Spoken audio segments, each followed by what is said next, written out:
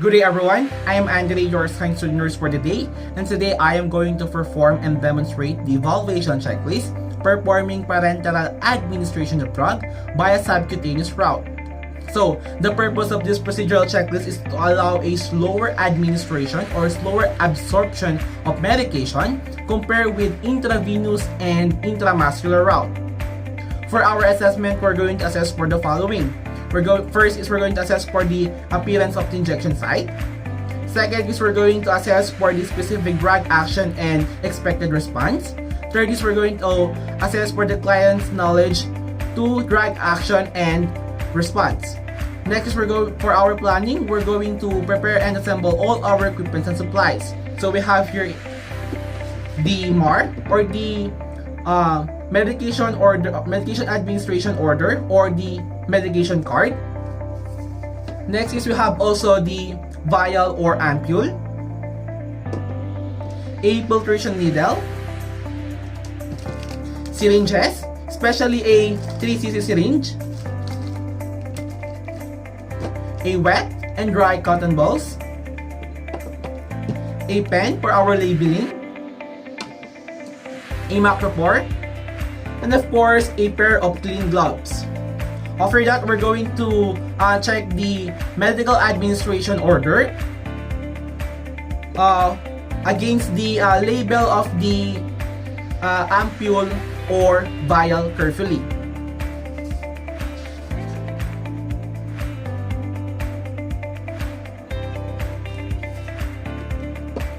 After that, we're going to read the label of the medication. First, when it is taken from the medication cart. Second is when before withdrawing the medication, and lastly after withdrawing the medication. For our implementation, we're going to perform hand hygiene observed for other appropriate infection control procedures. After that, we're now going to prepare the medication from a vial or ampule. If we're going to use a vial, we need to inject some air.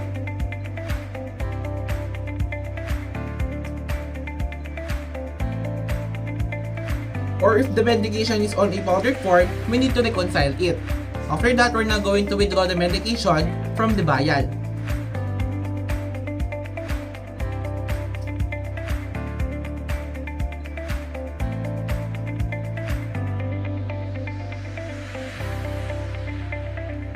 After that, we're going to prepare our patient. We're going to check our patient's wristband. After that, we need to explain that when we administer the medication, the client would feel some pain. After that, we're going to select the sites. It should be free from tenderness, hardness, swelling, itching, burning, and localized inflammation. Take note that the site must not used frequently. After that, we're now going to don our gloves.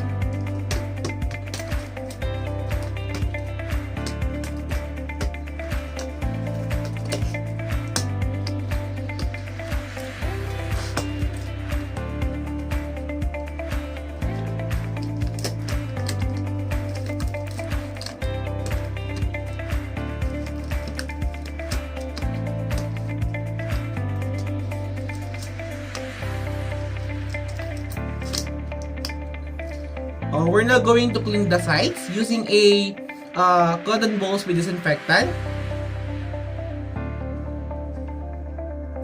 We're going to clean on a circular motion and from the center of the site until 5 cm or 2 inches.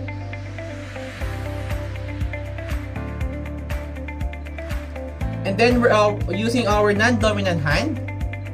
We're going to place and hold a cotton balls between the third and fourth finger.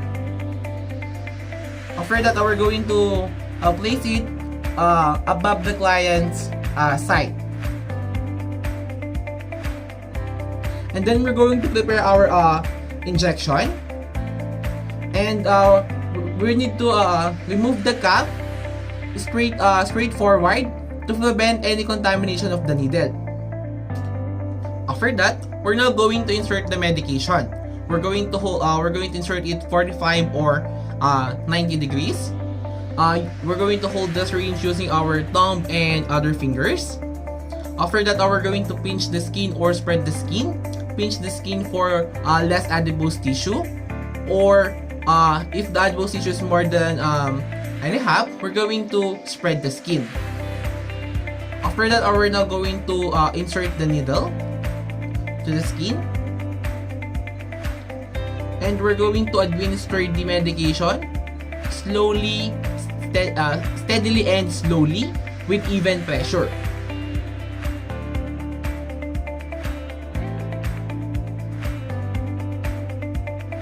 After that, we're going to embed the needle for 5 seconds. And then we're going to apply pressure and a sterile cotton balls with a disinfectant. After that, we're going to place a macropore to hold the cotton balls, or micropore rather.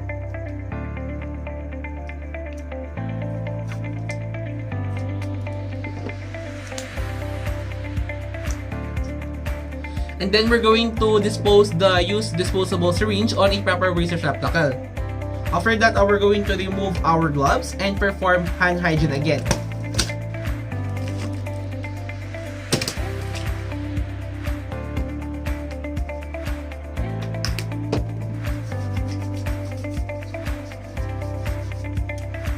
For our evaluation, we're going to document the administration of medication for site, time, dosage, route, and nursing assessment. After that, we're going to observe for the possible reaction to the administration of medication and or effectiveness of medication at the time it is administered.